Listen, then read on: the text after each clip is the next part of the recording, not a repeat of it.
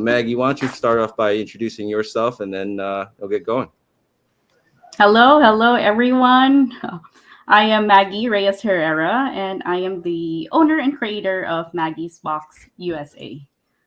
Our business is about mainly really selling Filipino products, focusing on handmade abaca footwears, ranging from flats to wedges to block heels, and then we expanded to selling handbags, clothing, and recently we just launched our home decor line. So stay tuned for that this coming fall. So basically, our focus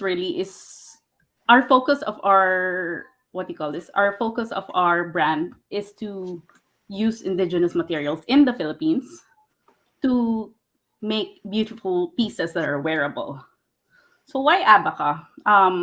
Aside from the natural component and the unique aesthetic look, I really like the durability. So we focus on starting off with the abaca collection here, and then while I was still living in the Philippines, luckily I was able to meet with local weavers, and we maintained a good relationship with them, and with their craftsmanship and skills and with our own designs we're able to curate beautiful pieces to showcase here in the USA. All right. All right. Perfect. Thank you so much, Maggie. And it's just amazing that, like, the business doesn't change, even though the technology is there. You still need to have a good product. So how, I know that we're going to get into get into specifically like deep into the into Mhm. questioning of the business, but yeah, I really appreciate you being on the show and promoting what you're working on. So Yeah, it's we amazing. try to make it like accessible from the products that I really like in the Philippines. Since I love fashion and I love creating stuff, then why not make it accessible to those who love Filipino products and wants to like wear your culture. Especially, yeah, especially for people who are in the States. It's hard for them to like outsource, so why not make it easy? Bring 100 it here and introduce it to them. 100%, 100%. We really thank you for doing that. Thank you so much. Thank you for having me. Yeah, it's Absolutely. awesome. Thank you so much. Thank you so much, Ruben. I'm excited to interview Art, and I are and all of us are excited to interview Maggie and Anthony. Really glad you guys are here with us today, and we're looking forward to getting to know you, getting to know about your life, about your business, and your dreams and your goals and what you guys want to accomplish going forward. So, Maggie, let's start off with you. So, we're going to start off with your background a little bit. Can you tell us about? I know you mentioned earlier that you moved to Rhode Island from the Philippines. Is that right? Yes, about 7 years ago. So I got married here and moved here and decided to just be based in Rhode Island. But Ah, before I was in Manila for 10 years, originally from Mindanao. And then I found a home here in Rhode Island. And from there, we started our business. And still slowly growing right now. awesome. That's great. And what motivated you to move to Rhode Island? Compared to like Massachusetts or any other state like that you wanted to come over to. Oh, it's really because of my husband. That's why I'm here. He's based here. He has also a business here. We do construction too. So Oh, that's very why. cool. We're More, still. even more dots to connect, guys. There you Construction. go. I know. Future, That's why. yes.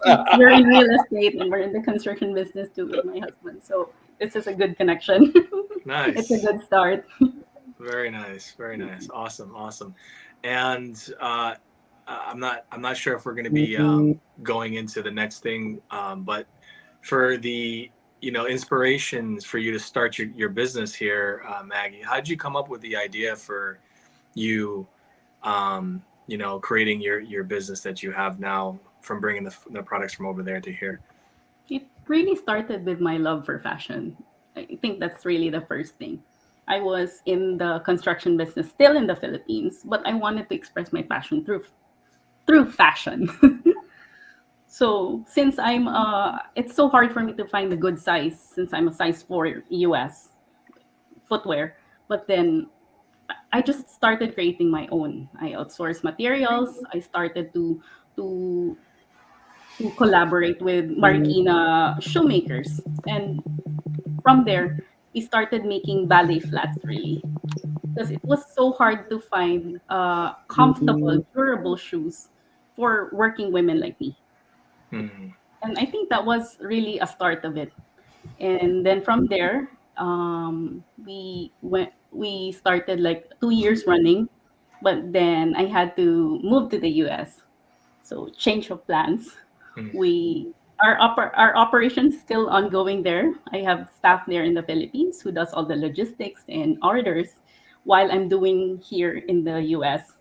All the US orders, it's going through me. We ship, we pack, we label our items here in Rhode Island, and weekly we ship them in different parts of the US. That's really amazing, Maggie. Actually, one of the things that we're doing here is for the entrepreneurs is we have the production team also in the Philippines who is helping making this happen, because it wouldn't, Yes, without I cannot do this alone. I mean, I owe it to my staff there in the Philippines and all the shoemakers that up until now, even after, even the Karina and all the typhoons that that has brought upon us, yeah, we are yeah, still standing.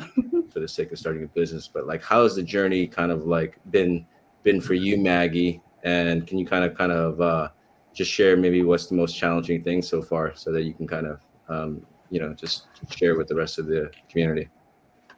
I think it's still an ongoing challenge for me here in Rhode Island to, raise awareness and appreciation for Filipino culture, especially the population here is lower.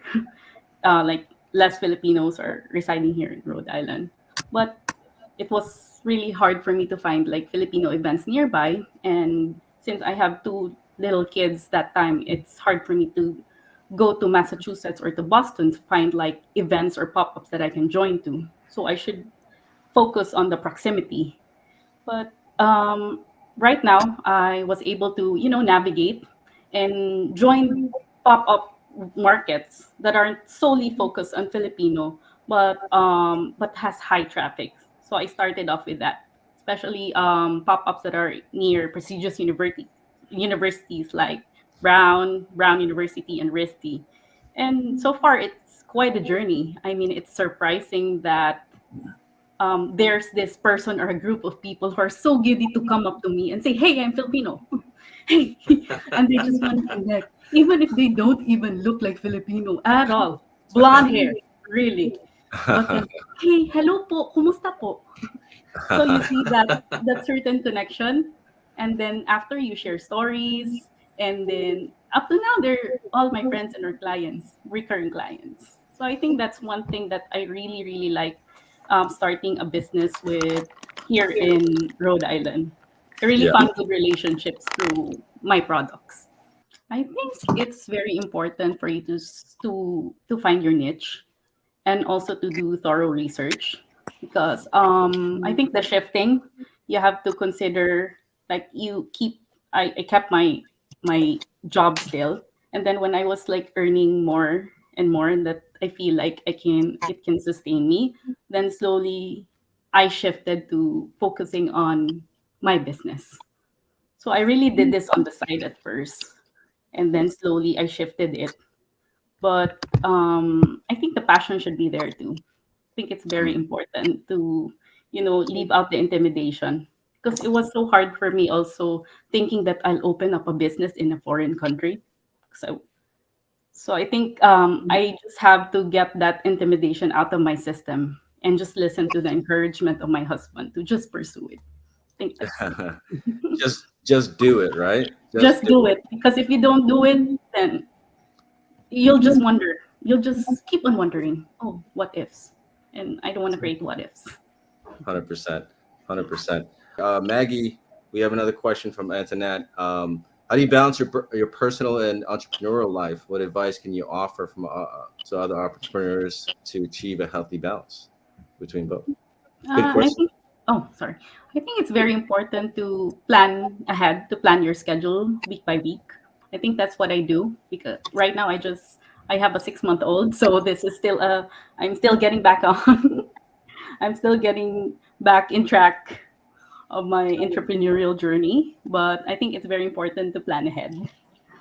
I do weekly meetings and stuff, but this year we change our paths because I have to focus on my family. But we're focused on selling online market, and this year we've been expanding to displaying on boutiques around Rhode Island. So this is such a good start for me. Yeah. No, I love that. So much of the journey is trying to fit it into your I know that or the life you already have, right? the juggling of the personal life and the entrepreneurial life is quite really a challenge. Charles and Art, really wanted to just thank you guys for hosting today and being available to be on the show.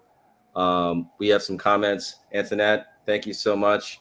I know everyone did great. We'll hopefully bring it again next week when you're hosting the show. Ronnie, thank you so much. And Ronnie said great advice. And Ronnie's a business owner, accomplished business owner on his own, and he's just watching this to learn from you guys. So really appreciate it that everyone's here. So hey, we're almost at that hour. I can't believe it's been an hour already, but man, you guys have been amazing. So thank you so much. I'm going to sign off. This has been Filipinos in Live. Make sure you tune in next week. Next week we're going to have some more amazing guests that you can get educated, inspired, and empowered from. So thank you so much, and we'll see you again next week. Hoy pare, pakinggan niyo ako. Ito nang tunay na